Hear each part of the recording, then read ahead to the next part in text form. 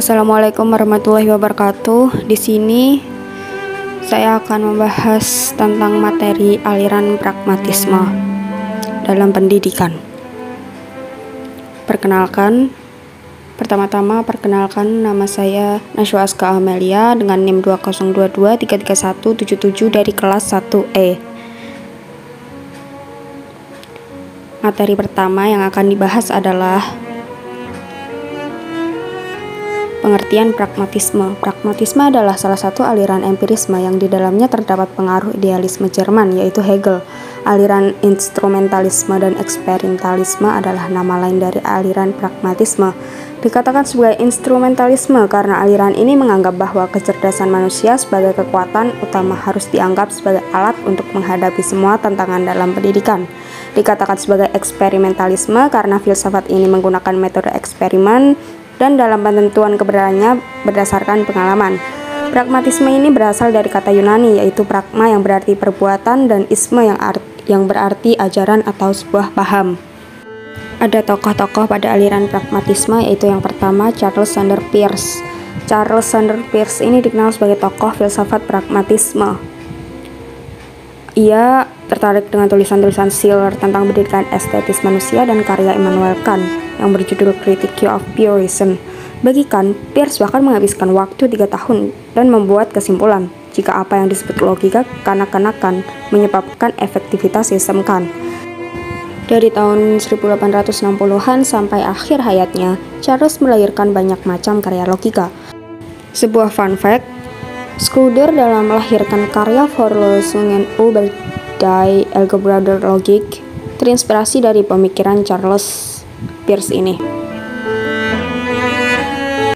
Kemudian tokoh pragmatisme yang kedua yaitu William James. William James merupakan salah satu tokoh yang mengkaji mengenai cara manusia dalam mengatasi permasalahan kehidupan berupa industrialisasi dan pertumbuhan ekonomi. Pragmatisme ini diartikan sebagai sebuah kepraktisan dan kegunaan sehingga kriteria dari kebenaran diberikan untuk segala hal yang dapat menjadikan segala sesuatu dikerjakan.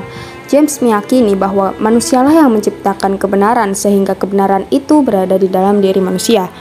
Kriteria kebenaran pragmatisme tersebut memberikan pengaruh bagi dunia bisnis dan dunia politik di Amerika.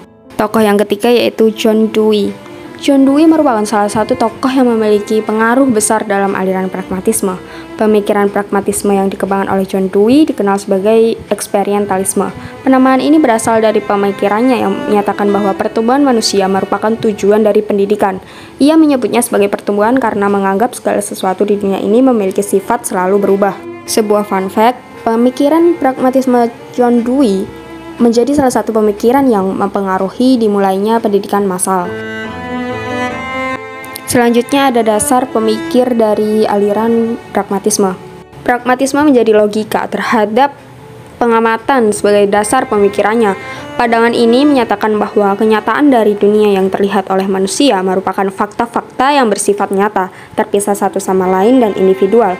Dunia ditampilkan apa adanya sehingga perbedaan dapat diterima begitu saja. Pragmatisme merupakan aliran filsafat yang menilai kebenaran dari suatu teori berdasarkan tingkat keberhasilan atau manfaatnya dalam penerapan praktis. Persoalan utama bagi pragmatisme ialah mengenai daya guna dari pengetahuan, bukan hakikat dari pengetahuan.